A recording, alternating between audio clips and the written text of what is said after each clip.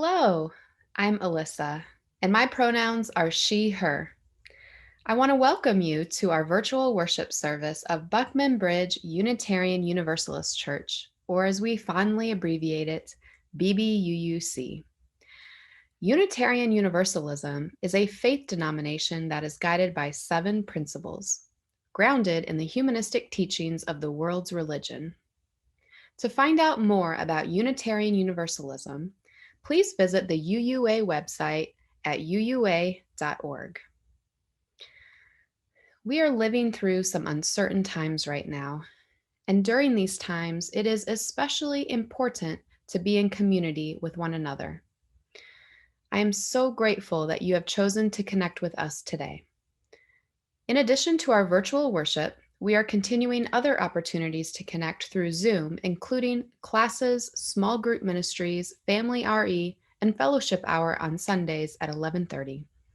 I hope you will check out our church website, bbuuc.org, where you can find links to these resources on our calendar. You can also check out our Facebook page as well as your email for more information on the various ways we can stay connected in these uncertain times. Now, let us open our minds and hearts as we worship together. Hi, we're the Petrola family.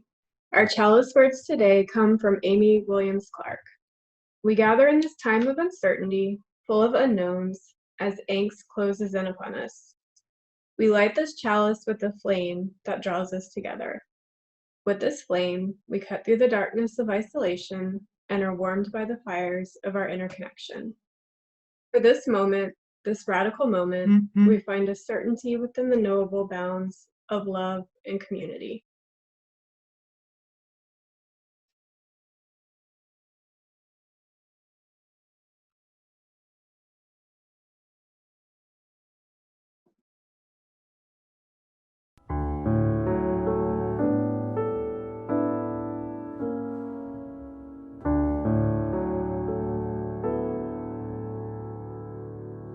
Hello, friends, and welcome to the Wonder Box.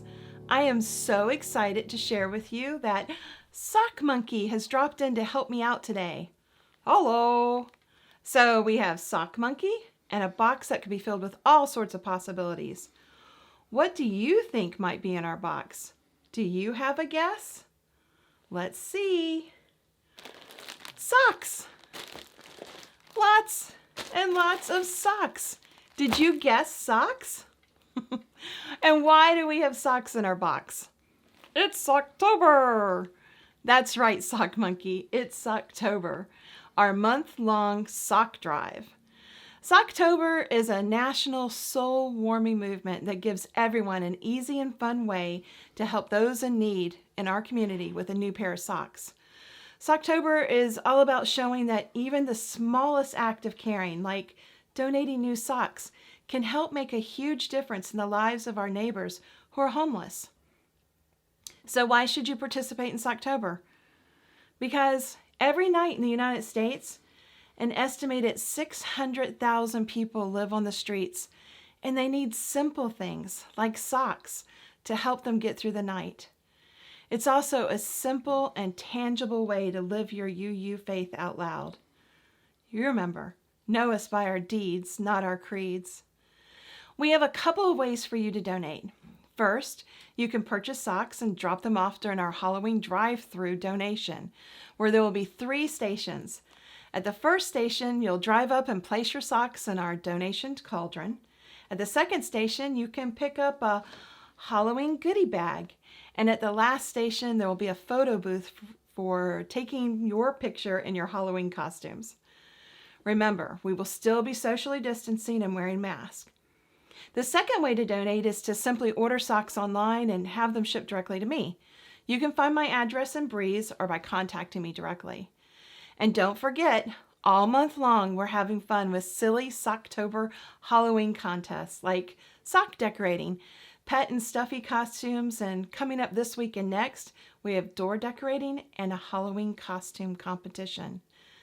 Make sure you post your pictures on the BBUUC community Facebook page or send to me by email or text and I will add them to our contest. Remember to vote for your favorites by hitting the like buttons on the Facebook group. So please, won't you consider donating new men's, women's, and children's socks today? All donations will be delivered to the Schultzbacher Center in Duval County. Thank you, and until the next time. Sharing our joys and concerns with each other is one of the beauties of our community. We show love by sharing each other's burdens. It doesn't change the situation, but it makes our burden a bit lighter. And shared joy is increased joy. We light a candle of sorrow for Amanda S., who lost her grandma last week. Amanda says that she will always remember tea parties with her grandma's dog, Hippo, her Georgia brown bread, and stories about Amanda's dad when he was a kid. She remembers coffee after dinner, thrift store shopping trips, the Sunday family dinners, Springerly cookies at Christmas, Grandma calling Tom Green naughty, and how she always remembered their birthdays. Amanda remembers all the love her grandma showed to her children, grandchildren, and great-grandchildren. They all love and miss her dearly. Another candle of sorrow is lighted for David R. at the loss of Murphy, his canine companion of 16 wonderful years. Murphy was a big, intelligent, good-natured, and joyful dog who befriended all who met him. He provided David with absolute loyalty and love for many years. He is dearly remembered and greatly missed. We light a joyful candle for Morgan J., who is in remission. We also light our weekly birthday flames for Kent H. and Chloe L., who share birthdays on the 19th. A candle for Joni M., who has her special day on the 20th, and for Steve M., who will be celebrating on the 22nd. The last birthday flame is for Hannah Laura C., who we hope will have a delightful birthday on Friday, the 23rd of October. And a final candle we light for all of the joys and concerns that remain in our heart, but not here spoken.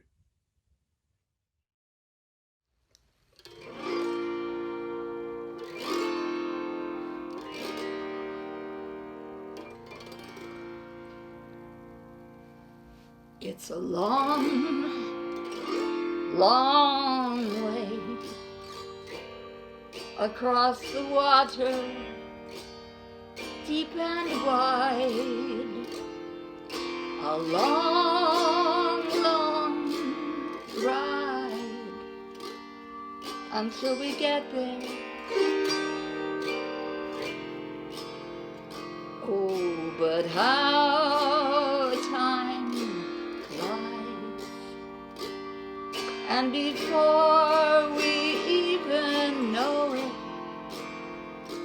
we're on the other side, looking back, and it was such a short ride. It's a long, long way across the waters deep and wide. A long, long ride until we get there. Oh, but how time flies, and before we even know it, we're on the other side. We're looking back, and it was such a short ride, such a short ride.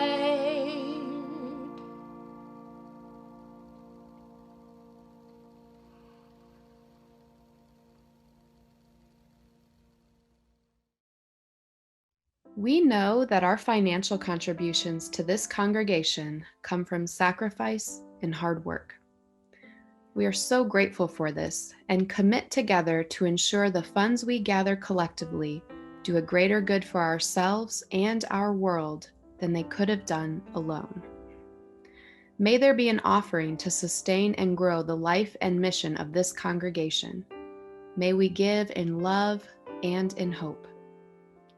Our virtual plate offering for this month will go to BBUUC's Rainbow Welcoming Ministry, which encourages acceptance of, understanding of, and respect for LGBTQ+ identity. Your offering will support this ministry, including its major fall project, a collection of food, clothing, and hygiene items for the Northeast Florida AIDS Network, or NFAN, which provides services and support to reduce suffering of people living with HIV/AIDS.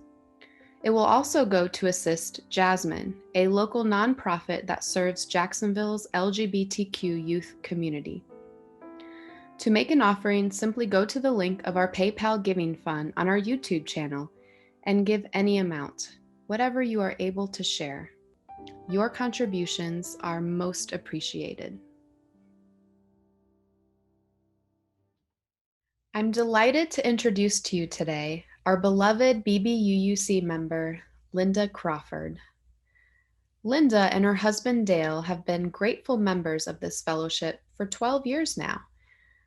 Like many of you, she is going through a hard time not being able to gather with all of you and commiserate in this time of illness, isolation, and anxiety for the future of our country.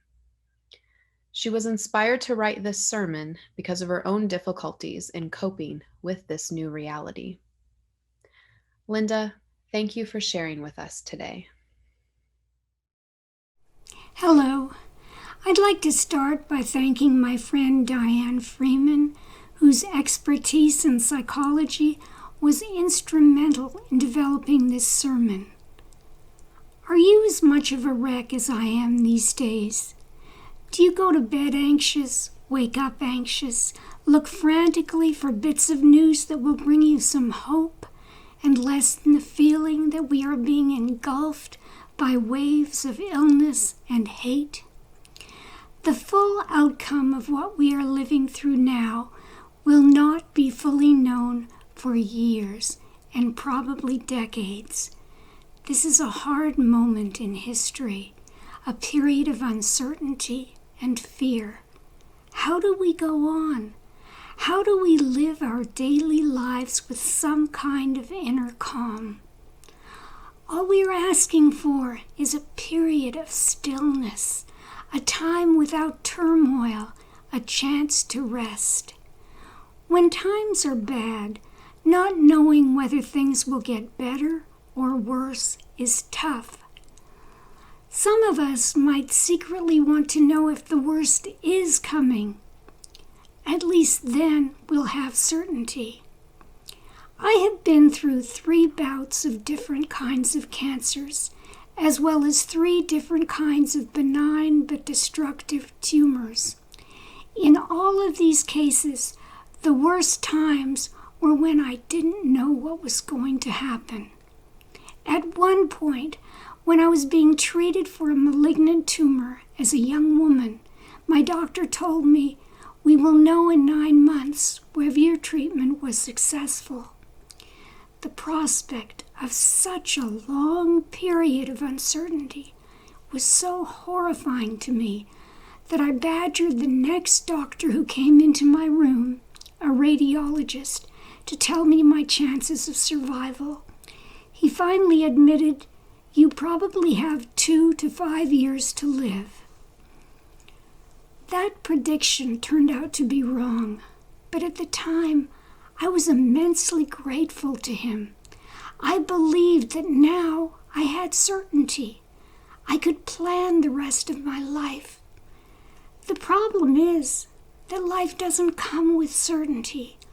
I don't know if or when another tumor will come. My life, like yours, is a wave of possibilities. And yet, somehow, we all have to keep on living now. Certainty is comforting. Certainty gives you a solid base to walk on, to make plans for next week or next year. In becoming Unitarian Universalists, we may not have realized at first that we made a decision to live in uncertainty. Not only do we lack a creed to follow, we don't necessarily have a God to take care of us.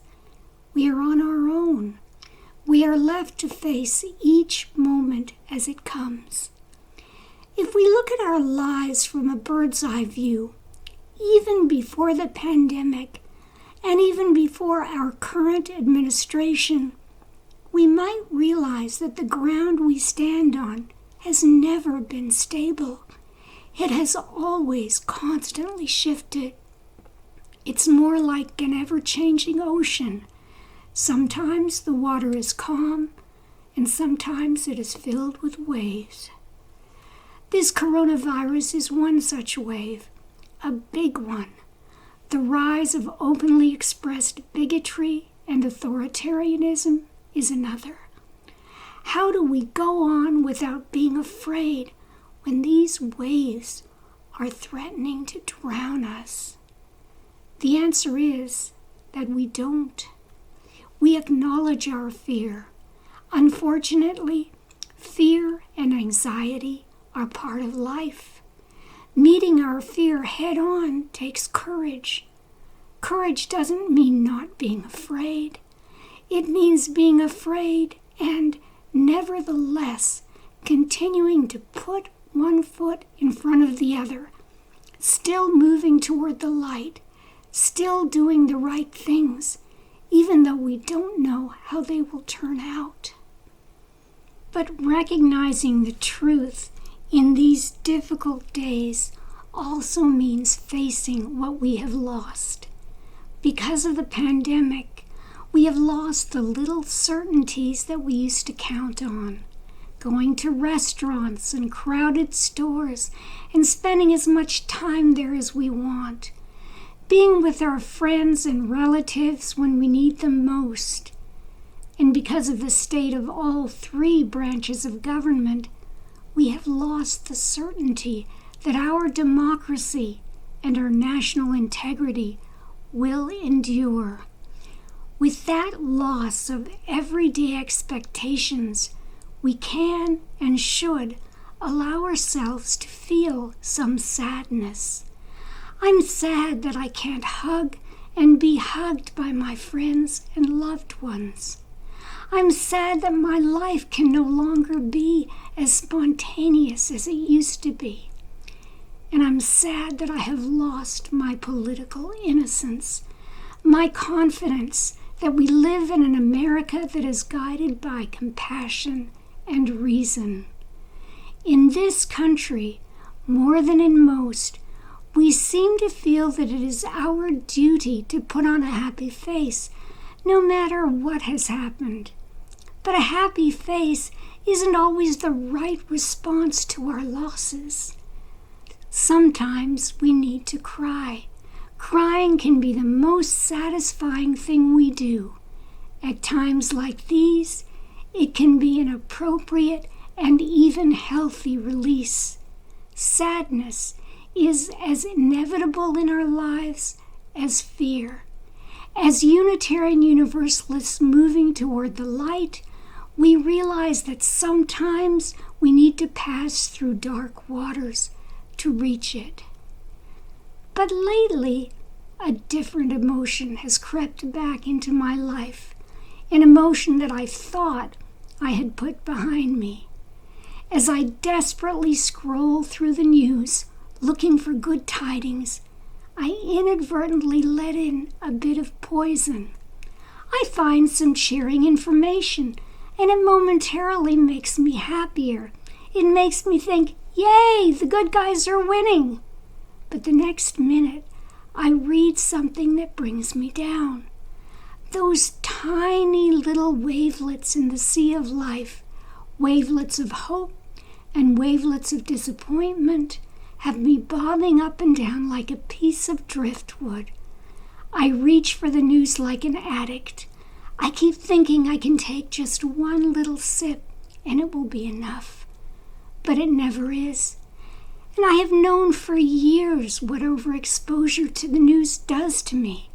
It turns me away from my path, away from the light, and towards darkness and anger. Rage has a particularly powerful momentum. It affects us more strongly than our positive feelings. And rage is so easy to build within ourselves. All we need to do is to keep watching the news and keep ruminating about it. Anger, if not recognized, interrupted, and transformed into something better, is a poison, not just to our mind, but our body. When I am enraged, I become physically hot, rigid, and uncomfortable. I become obsessed, self-righteous, and illogical. I feel an imperative to spew out my negative feelings. I become more and more filled with hate, hate that divides, hate that stops empathy from forming, hate that welcomes the darkness. In these times, as we are bobbing up and down in the waters of uncertainty, we must find our way back to calmness and focus. But how do we do that? My way, and it is just one way among many ways, is through the small things. Life is composed of tiny moments. And now that for many of us, our world has become so physically small, for me, my world is just my house. It can be the little things that save us. My experiences of joy and spiritual connection come from the smallest moments. A call with a dear friend, my morning coffee sipped slowly, watching a mesmerizing video of an artist dropping blobs of paint into oily water and producing a masterpiece. The world is composed of small, sacred things if we have eyes to see them. Even in the midst of uncertainty, even in the midst of pain, even in the midst of death. From our little boats bobbing in waves of dark water, we suddenly notice the rising moon above us. Concentration camp survivor Viktor Frankl explains that as the suffering of his fellow inmates grew, their inner lives intensified. Every little thing they experienced became more vivid. He writes, "If someone had seen our faces on the journey from Auschwitz to a Bavarian camp, as we beheld the mountains of Salzburg with their summits glowing in the sunset through the little barred windows of the prison carriage, he never would have believed that those were the faces of men who had given up all hope of life and liberty." When we are in the midst of darkness, we must never forget that it is up to us to light a candle, to keep alive our gratitude for the small things in life as well as the big things. Only by feeding our spirit can we continue to hope for and create a better world. May it be so.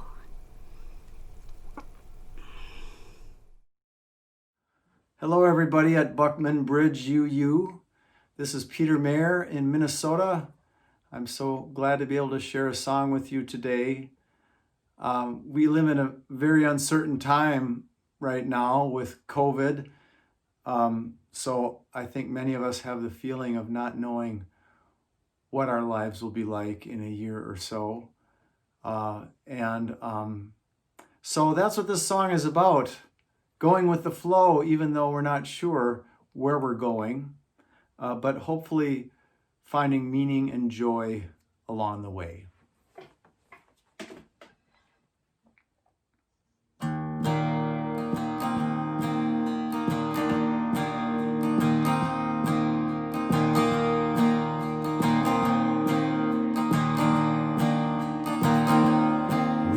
This river always keeps flowing.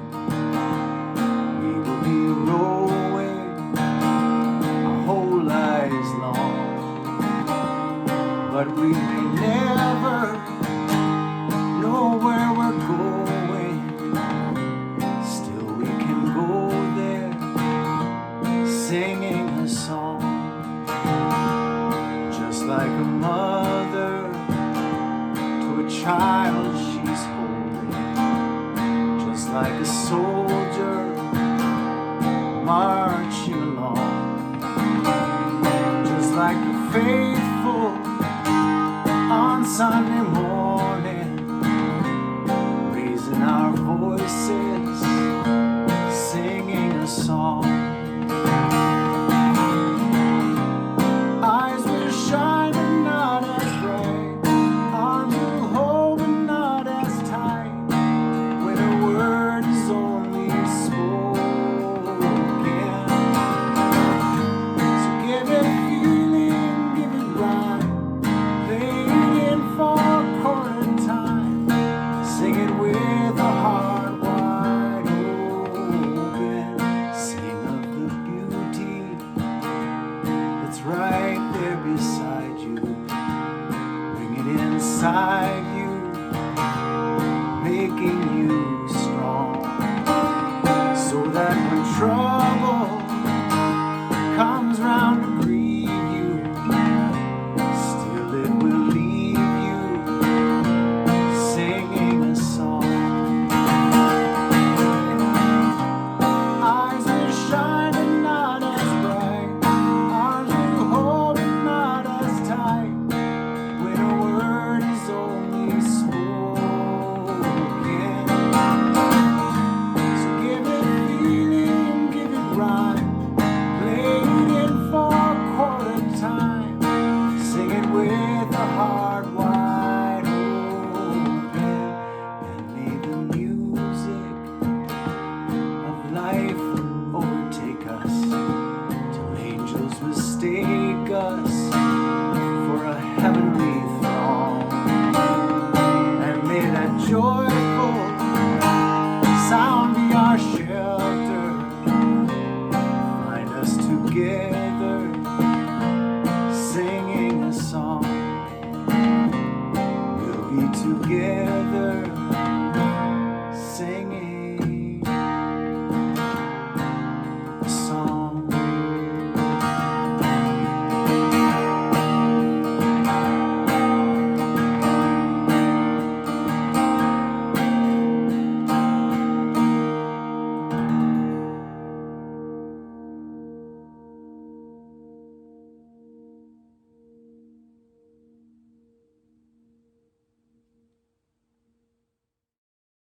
We are going to extinguish our chalice today with these closing words, which come from James A. Hobart. As we depart from one another, let our hearts be secure through every human season. Let our hearts be secure in seasons of anguish, as in seasons of joy, in seasons of failure, as in seasons of success, in seasons of uncertainty, as in seasons of security. Let our hearts be secure in this dual reality. We are worthy recipients of love and support we can never earn, and we are worthy providers of love and support others cannot earn.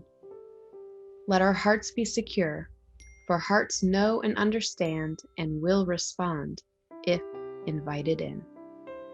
May it be so. Go in peace. Thank you for being with us today.